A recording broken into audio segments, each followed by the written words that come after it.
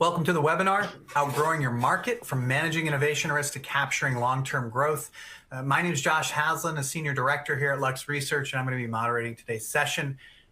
Presenting today is my colleague Ari van Berkel. He's our Chief Innovation Officer here at Lux Research.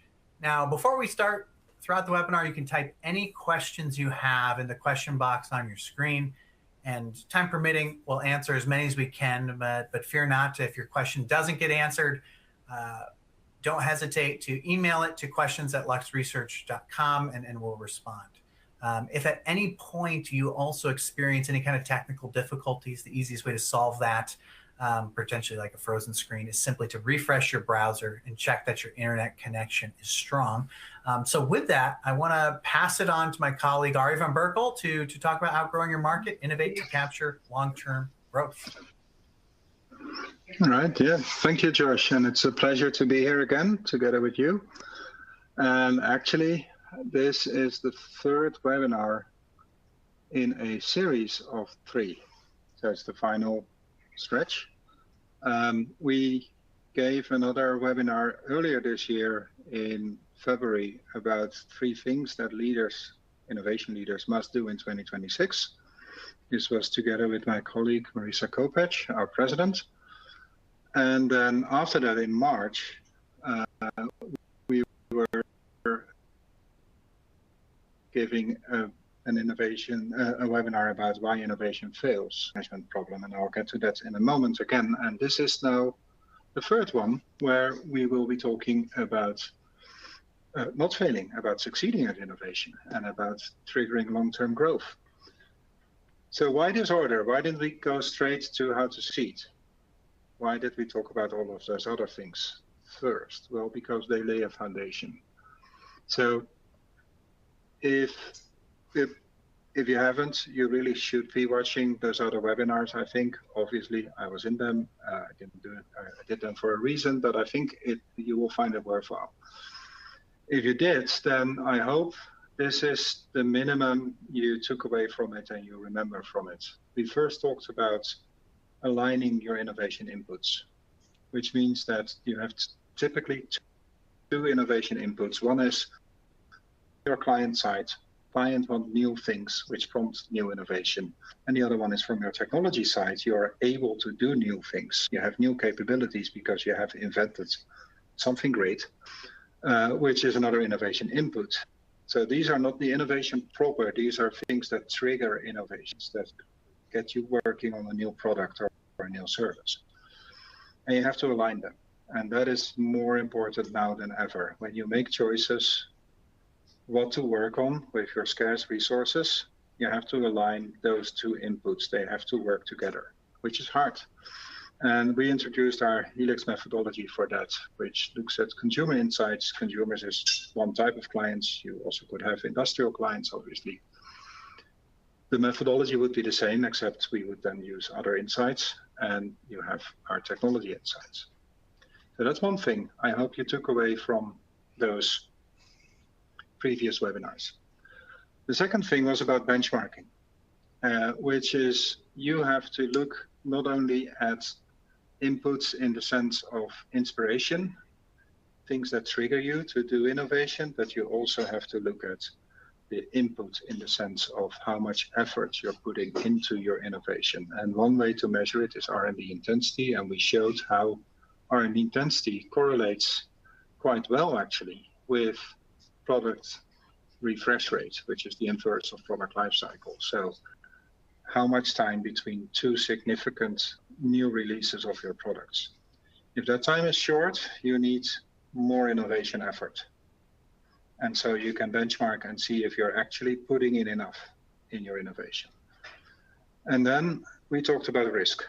And why is risk important? Because risk is, in our view, more important than a business case, because it lends credibility to the business case. A business case for innovation is not unimportant, make no mistake, you have to make it. But the business case for innovation is also very difficult, because you're talking about the business case of something that hasn't been done before. You have no statistics to rely on, or scarce statistics to rely on.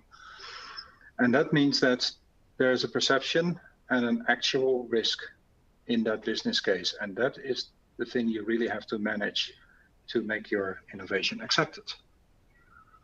And we talked about quantifiable and non-quantifiable risks. And for quantifiable risks, a good way to look at it is to look at probability and impact. And risk is probability times impact. Non-quantifiable risks, you cannot quantify them, so we have no formula for quantifying that risk. But you can de-risk, and that is about creating options and being agile. Okay, so that's what we discussed before, and now we're here, right? So what happened in the previous episodes, now this episode starts. And why did we talk about this before? So let's say you do all this. If you're really good at all of this, you're really good at aligning your different inputs, you have benchmarked and you know that you're in the right spot, you're not spending too much, you're not overspending, you're efficient, but you are definitely also not underspending. And you have a good way of managing your risk. Let's say you've done all of that. Are you now going to be successful at innovation? Oh, maybe. But you don't know. So all of this is just getting the basics right. Now you're in a good spot. You know how to manage your innovation. Now you have to have some sort of purpose, right? If you know how to manage it, then you still have to manage it towards something. And that's what we're going to discuss today. Now you can decide. Now you're in a good position to decide that you want to grow through innovation and you're going to make it happen. So what are we going to discuss? We're going to talk about innovation assets. We're going to talk about ideas, and you need lots of ideas. Why? Because that will give you choice. And then we're going to talk about your crystal ball.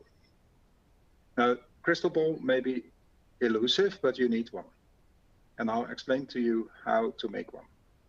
And then finally, you need to root your growth. And we'll talk about that. I'll show you a couple of examples of companies that are successful at these kind of things. We start with innovation assets. So what are innovation assets? You have production assets, clearly. Could be a factory, it could be a big engineering space, it could be your IT infrastructure. You need those to produce your product or your service. Now for innovation, you also need assets to produce the innovation. And of course, the most commonly known innovation asset is an R&D department, for example. But there are many other innovation assets and you need to pay attention. I'll show you why. Let's take a look at ASML. ASML is the world's leading manufacturers are used, which are the core elements of ASML developed an extreme ultraviolet lithography machine, which allows us to create the most modern chips because extreme ultraviolet light allows us to create extremely features on microchips. And you can see this is one piece of equipment that was delivered to Intel. This is one piece of equipment. The smallest structures in the world are made by this thing, one of the biggest integrated machineries of the world. Now, obviously, I'm in awe. I like this piece of equipment. I think it's a tremendous engineering feat, but that's not why maybe that's partly why I want to bring it up here. But why I really want to bring it up here is because of its remarkable development. The development started in 1999. Overall, it cost more than 6 billion to develop it, and it costs about 17 years to develop it from the start of the development, the decision to start developing this, to the first, let's say, assembly line, if you can call it that, production. Like there was a pre-commercial unit in 2013 already. The investment was 6 billion, and when ASML started this development, their own annual revenue was 2 billion. And as a result of this, ASML market cap over the past 5 years, and we can go further back, but I took 5 years here, grew with 15.2%. Now, it's not the best example maybe, because I'm supposed to talk about outgrowing your market. ASML basically is the market. They cannot outgrow the market because they are the market, which is probably a pretty good position to be in. How is this possible? How does a company with a revenue of 2 billion embark on a 17-year journey and spend 6 billion on one bet, placing one big bet, saying, we're gonna create the equipment that's needed for the next generation of Moore's Law, and we're gonna bet on one particular way of doing it, which is extreme ultraviolet. And we're gonna keep at it for 17 years, and we're gonna make it work regardless. How does a company of 2 billion do that?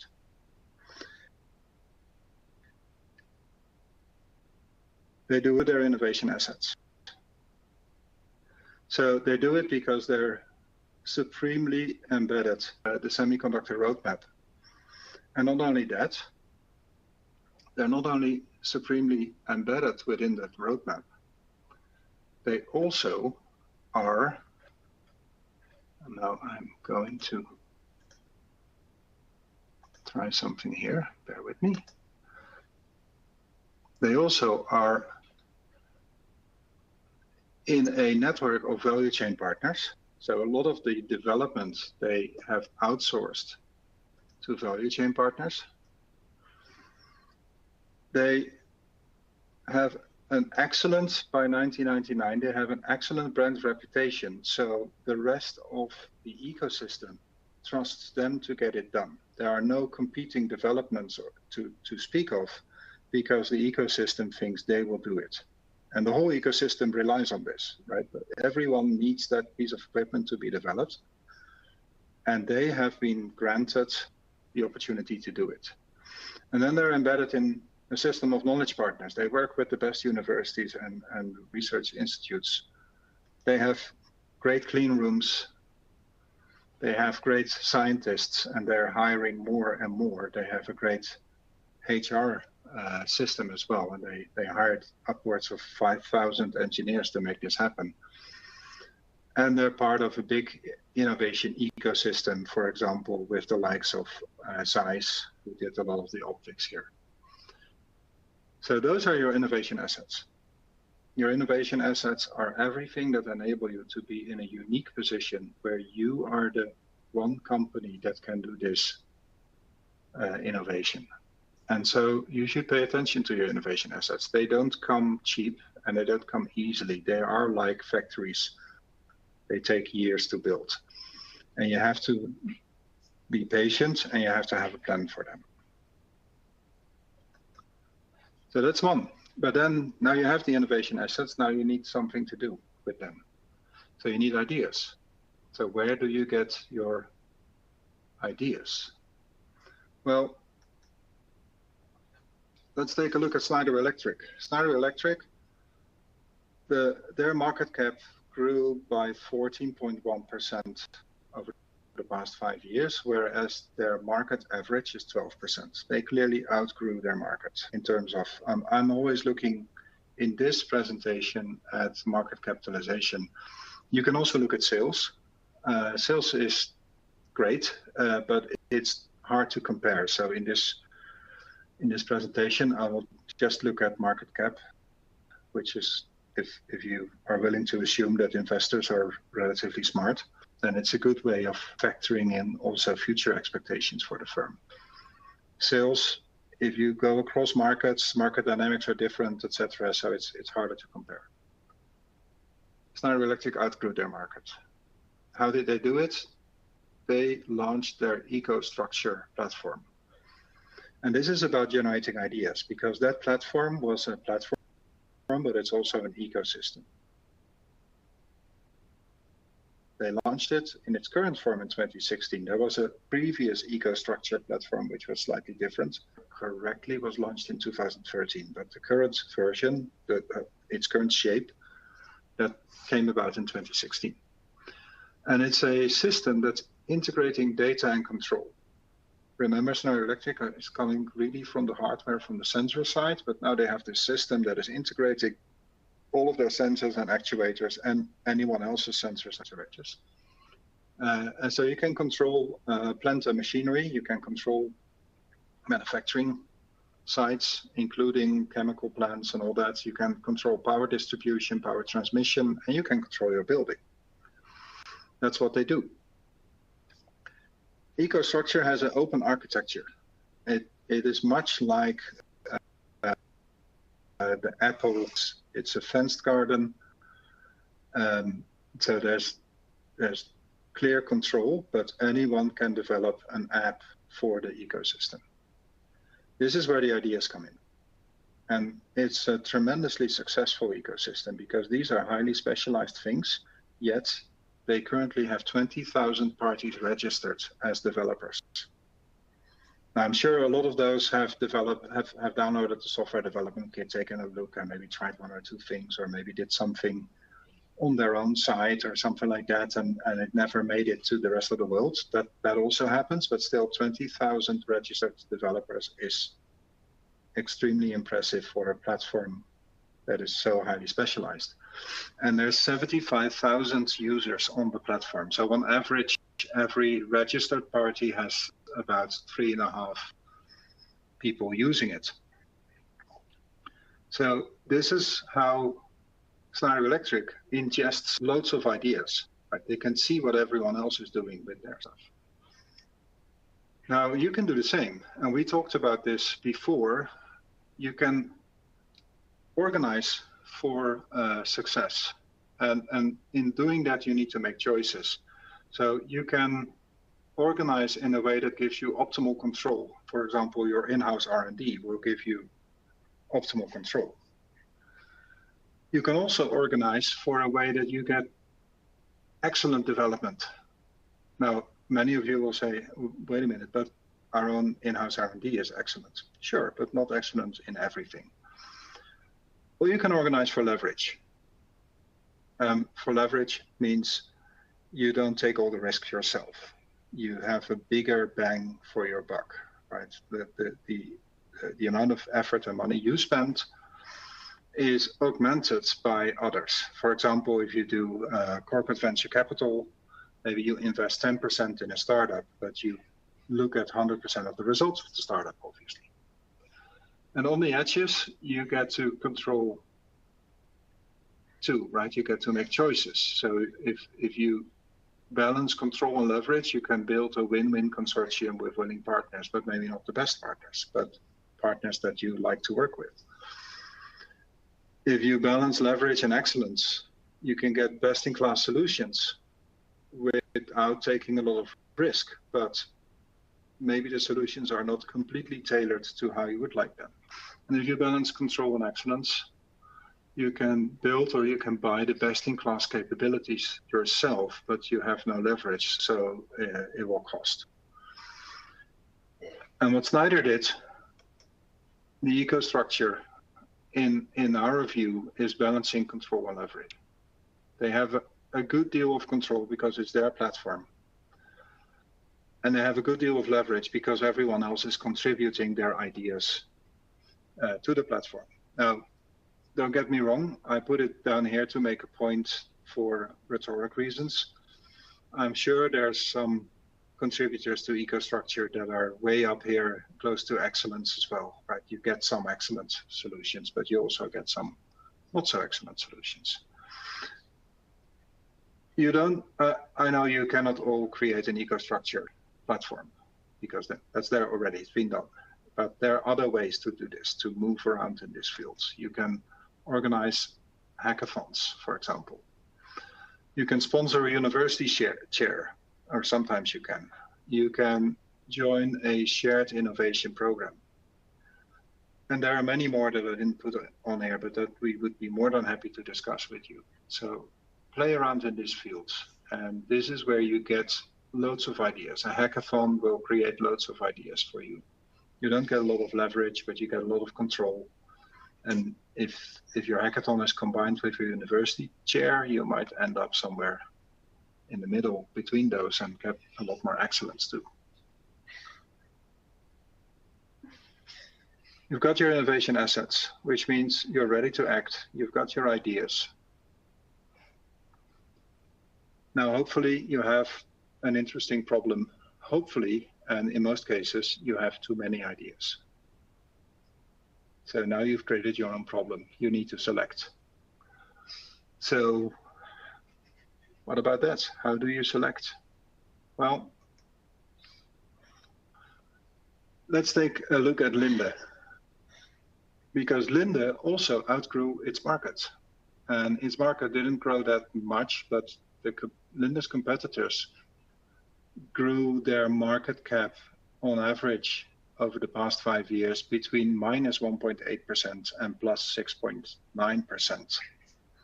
Linde, on the other hand, grew 7.6%. And they built a crystal ball to do this. How do you build a crystal ball? Well, first of all, you have to have a vision. And a vision is not something vague and hand-wavy and something that mostly occurs to you when you're taking a shower. A vision is the result of thorough and disciplined analysis. You look at the problems of the world. You pick the problems that you like to analyze, that fit your business. And you analyze them thoroughly. You look at every assumption you make. You check it. You look at the influence of those assumptions. You see what would invalidate those assumptions. And then you gradually, step by step, build a picture of how the world may evolve and what your analysis is of how things may change, what the dynamics in your market will be. And I wasn't there. I don't know if Linde did that, but I'm fairly certain they did, because the result is reflective of doing just that. Because once you've done that, you can start to create a playbook. You can start to create the rules, and that's your crystal ball. You have to be flexible, so don't be dogmatic, please don't. But you have to have flexible rules. And the rules are focused on future markets. So for Linde, they focused on health, on semiconductors, electronics, and hydrogen. In their analysis, those are the future markets. That's where the growth is. Then focus on long-term contracts and customer intimacy. So they built at customer sites, for example. They also focused on having long-term supply contracts with their customers. And they won't invest if there's not a long-term contract in place. So they don't take bets, they want those long-term contracts. They make sure they had a strong engineering brand reputation. So again, innovation assets, they figured out that this is a really important asset for them because of their focus on long-term contracts, of course. And they had a strict return on invested capital threshold. So they won't invest unless they have a return on invested capital that meets their threshold, which of course is something above their weighted average cost of capital. And finally, and that often gets forgotten, they focused by also divesting. So they pulled out of regions where they didn't make a lot of money or where they didn't want to focus their attention. That's your crystal ball. You make those rules and you live by them. You stick by them. Your crystal ball is, does this idea meet all of these criteria that I just articulated, that I articulated based on a very thorough analysis as it pertains to my business? And if an idea doesn't meet those rules, those basic criteria that I laid down, then my crystal ball says don't do it. And I won't do it. Does it completely predict the future? No, it's entirely possible that someone else takes that same idea and becomes really very successful with it. What it means is, even though someone else became really successful with it, it doesn't mean that you would become really successful with it, because you made your analysis. And your analysis says, I shouldn't be doing this. Which doesn't mean nobody should be doing it. It means you shouldn't be doing it. Obviously, you can be wrong. Your analysis can be wrong. So a lot of this hinges on your analysis, and that's why you don't want to be dogmatic. You want to deviate from this, but you have to have a reason. The reason is, things changed since I made my analysis. I found a mistake in my analysis. I didn't take this thing into account, and it turns out it's more important. So you have to, but again, you can fall back on your analysis and explain to yourself why you're bending the rules right now. So a lot of this depends on your analysis. If your analysis is not great, then your crystal ball will be foggy and not very clear. And to do that, and we talked about this also before, we advise that you follow these clear steps and you don't skip a beat. This is a way to ensure that your analysis is actually good. And in the analysis, you need to ask these questions, right? You need to know what markets are in or out of scope. What is your edge in those markets? Why are you even in there? Why did you select those markets? What are some milestones you need to reach? So you can track whether you're still on track, whether you're hitting those milestones. And if you're not, you need to reconsider. Right? That's a red flag saying my analysis was off, something's wrong. And how do you allocate resources? And resources is capital expenditure, but it's also your time and money, your partner network. It's all of your innovation assets, as we talked about before. So we have the means, we have our innovation assets, we have the ideas, we have a crystal ball, we can select ideas. Great. Are we there? Almost. At the end of the day, you need to root your growth. So I cheated. I used OpenAI to have me generate this picture. There wasn't a good photo that I liked. So, but it's actually not bad. I've seen worse. Rooting your growth. What does it mean, rooting your growth? Well, one final element is missing. You are now set up, right? You have done what we discussed in our previous two webinars, which means you're very efficient at managing your innovation. And you make sure that you're spending enough money on it, you're efficient, you're managing risk, you can convince the rest of your company, great. You've made sure you have the innovation assets so you can act and you can be agile and you can take any idea and turn it into action. And you have those ideas and you have a way of selecting those ideas. Done, right? What's wrong? You need to make sure that you capture the value from those ideas too. Just developing the ideas is not enough. You need to make sure that you are actually earning from it. Ecolab has done that very well. Now, for Ecolab, I'm going back 15 years. Why? Because it's about rooting growth. Over the past 15 years, the average growth rate for Ecolab, for the market cap of Ecolab, has been 13.2%, which is definitely outgrowing their market. And there's all sorts of figures which are pretty hard to track for their market, but the average market growth in their space, which is hygiene, industrial and hospitality and hospitals and things like that, so healthcare hygiene, is around 6 or 7%, depending on how you look at it. So they definitely outgrew their space, and they've been doing it extremely consistently for 15 years. Right, a lot of peers in this space have mostly been stagnant, or they have shown negative growth. Now, for a company that makes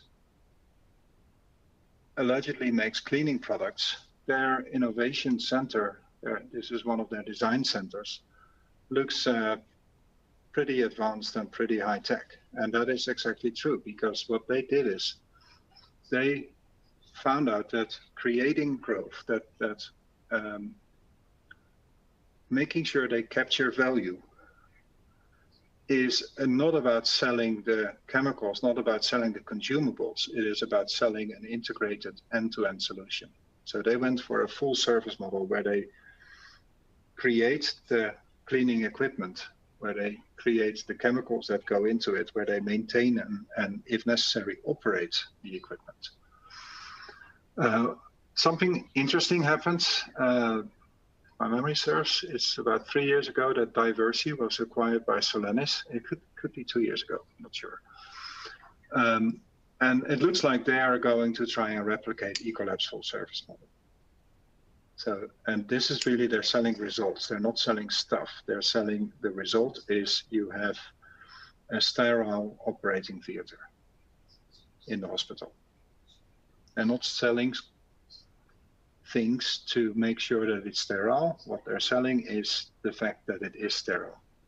And that, of course, is a really good way of capturing value. So you need to be very clear about how you're going to capture value at the start of your innovation already. And if you really break it down in a very simple way, there's, at the end of the day, just two ways of creating that value, and that is increasing willingness to pay. This is what Ecolab did. Ecolab says, okay, hospitals are willing to pay us more if we give them a guarantee that their operating theater is sterile. The other way is reducing costs. Reducing costs can increase your markets because more people are willing to buy it. So it can also create more value because you reach more clients. But of course, you're earning less per client now. And of course, if you're Ecolab and you reduce cost, I don't think you will get a lot more hospitals with operating theater as clients. So that it was a logical choice for them to increase the willingness to pay. So that's the final piece of the puzzle. Make sure you capture value. And that means be very clear on this. And of course, this looks very simple, but then if you go down into the nitty-gritty details of your innovation, you have to be really clear how you're going to do that. How are you going to reduce cost, or how are you going to increase willingness to pay? And there are very many ways of doing that. All right, so that's the final part of our trilogy of innovation strategy webinars for this first quarter of the year.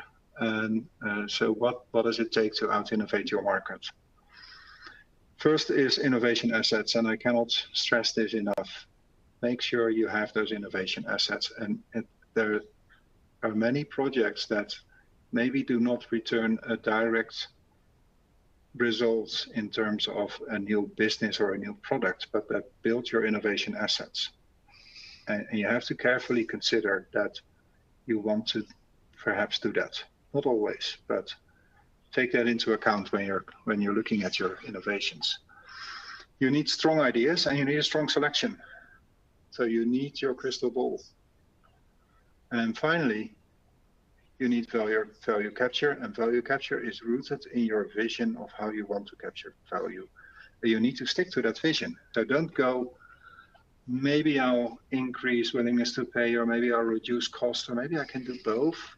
Only if you're extremely certain that you actually can do both, then I'll allow it. But please focus on one and have a clear vision on it. Josh, you're back in the picture, as you should be. I'm done. I've shared what I wanted to share with our audience here. I'm sure you've been watching the Q&A section. I think there's no questions. I really have nothing more to say, but let's hear it. Oh, there's always questions, which is good.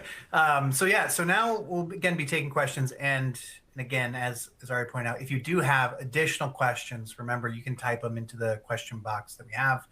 And again, if we don't get to your question on the call today, don't worry. we will get to you and follow up on that question. But as some things come in here, Ari, I think the first sort of consensus question that I see is we've talked a lot about effort, about building something, right? But what we see, I think, is a lot more companies who maybe aren't as proficient in innovation are beginning to come to the table of innovation as they see examples of like companies that you noted here have just an extreme advantage. So as you think about how much time and effort is required to begin to build these different elements that you noted, you know, and actually get an impact from your innovation strategy, what's the realistic expectation here? I mean, are there, should everybody be expecting quick wins, or again, is this important and that you need to first become proficient and there's a long haul strategy here? Right. Yeah, so this is the bad news part. So it's in a way, I'm glad that question came up, but also it is the bad news part. So sorry, it came up now. There is no quick win.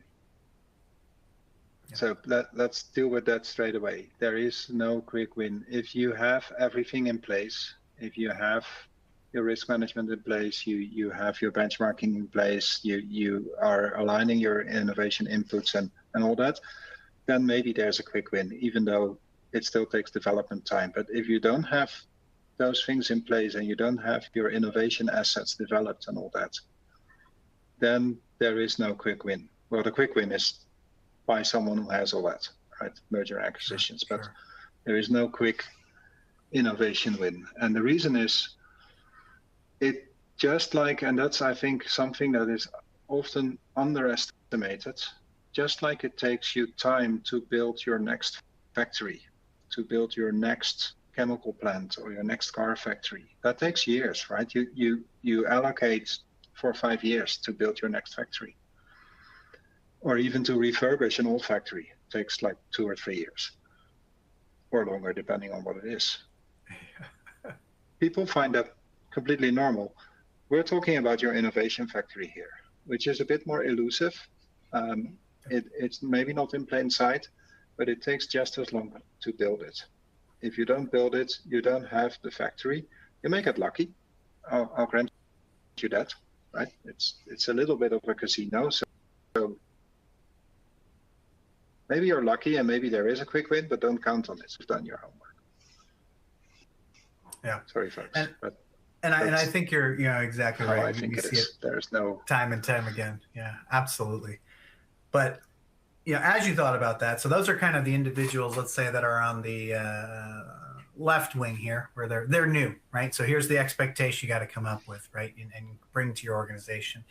For those who have begun to do things and build these innovation strategies, you talked a lot about assets as well, different innovation assets, and you actually talked about a lot of different types of innovation assets, those physical, right, lithography, instrumentation. You talked about some of the things that are more intangible, whether that is a partnership, a relationship, an interesting business model. As you think about these different innovation assets, outside of the physical ones, right? Physical ones, I think, make sense to most folks, but when we think about maybe some of the more less tangible innovation assets, which of those are maybe important places to really think of and consider that are often given less value as we think about being successful with innovation and keeping track of those assets you have? Right. So one really interesting thing, and that's something that our consumer insights team is actually doing more work on recently, is as an innovation, to a large degree also depends on who you are as a company. And so that's your brand reputation. So if you're, let's see if we can come up with if your brand reputation, and this also goes to value capture, if your brand reputation is that you're on the low end of the market, you're making cheap stuff, but you're very good at it, right? Large quantities, cheap stuff. There's nothing wrong with that. If that's your reputation, and you want to suddenly launch a high-end product, you're the guy that makes the cheap laptops, and now suddenly you say, here's the best laptop ever. It's super expensive, but hey, there's no better laptop in the world. You're almost guaranteed to fail, because nobody is both literally and figuratively going to buy that, because it's not congruent with your brand reputation. And that is true also in more abstract ways. If you want to sell carbon credits, but your brand reputation is that you're one of the largest carbon emitters, don't do it. It won't fly. We've had the same thing with organic, for instance. That's one really important. Exactly. Yeah.